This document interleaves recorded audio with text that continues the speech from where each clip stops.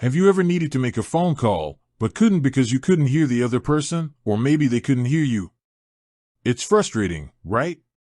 Feeling isolated because communication is a struggle is something nobody should have to experience. That's where relay services come in, and today, we're going to dive deep into how you can use them. We'll cover everything from what they are to how to make a call, and even some tips and tricks to make the process smoother. Think about it. We rely on phone calls for so much: doctor's appointments, connecting with family, handling important business.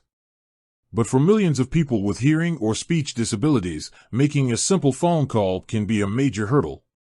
Relay services bridge that gap, making communication accessible for everyone. So, what exactly is a relay service?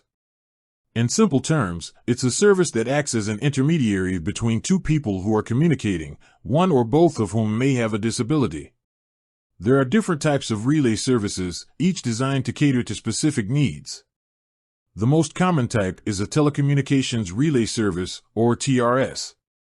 With TRS, a communication assistant, often called a relay operator, facilitates the call. Let's say you're deaf and want to call your hearing grandmother. You would use your TTY, or teletypewriter, to type your message to the relay operator. The operator then reads your typed message aloud to your grandmother. When your grandmother responds, she speaks to the operator, who then types her words back to you on your TTY. It's a real-time, two-way conversation made possible by the relay operator. Now, how do you actually make a call using a relay service? The process is surprisingly straightforward. First, you'll need to find a relay service provider. In many countries, there's a national relay service that's available to everyone. You can usually find this information online or by contacting your local telecommunications authority.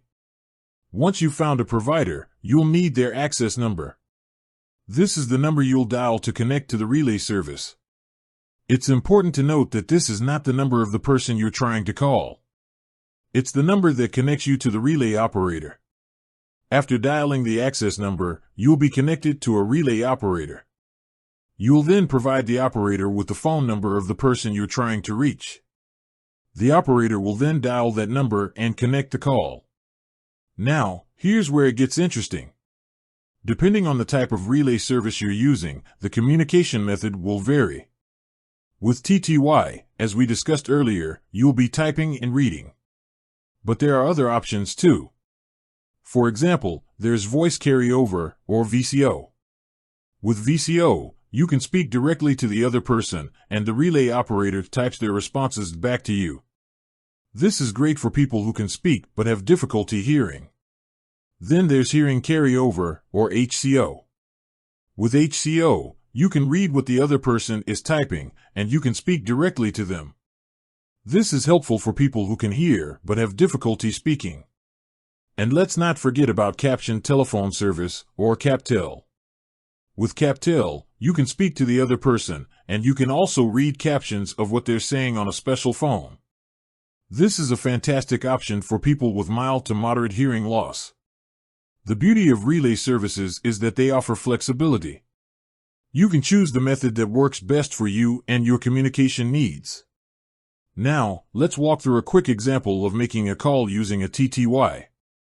First, you turn on your TTY and make sure it's connected to your phone line. Then, you dial the access number for your relay service.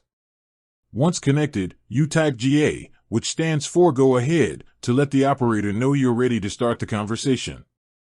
You then type the phone number of the person you're calling, followed by GA again.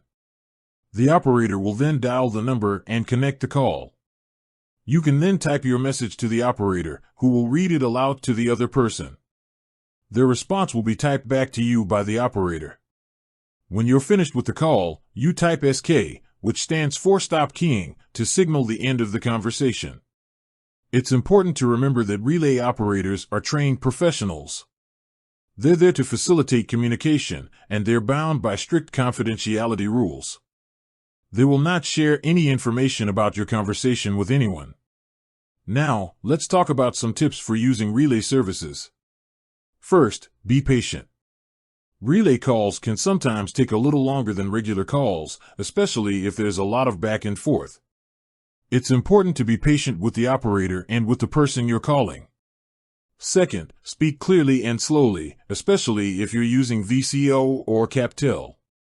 This will help the operator understand you and ensure that your message is conveyed accurately. Third, be prepared to provide the operator with any necessary information, such as the phone number you're calling and any specific instructions. The more information you can provide, the smoother the call will go.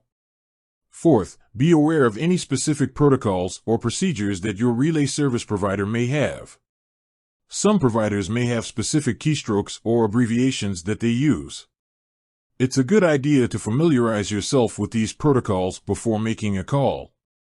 Fifth, don't hesitate to ask the operator for clarification if you're unsure about anything. They're there to help you, and they're happy to answer any questions you may have. Finally, remember that relay services are a valuable resource. They're designed to make communication accessible for everyone, regardless of their hearing or speech abilities. Don't be afraid to use them. So, there you have it. A comprehensive overview of how to call a relay service. We've covered what relay services are, the different types available, how to make a call, and some helpful tips to make the process smoother. Remember, communication is a fundamental human right, and relay services play a crucial role in ensuring that everyone can stay connected. With that said, thanks for watching, and until next time.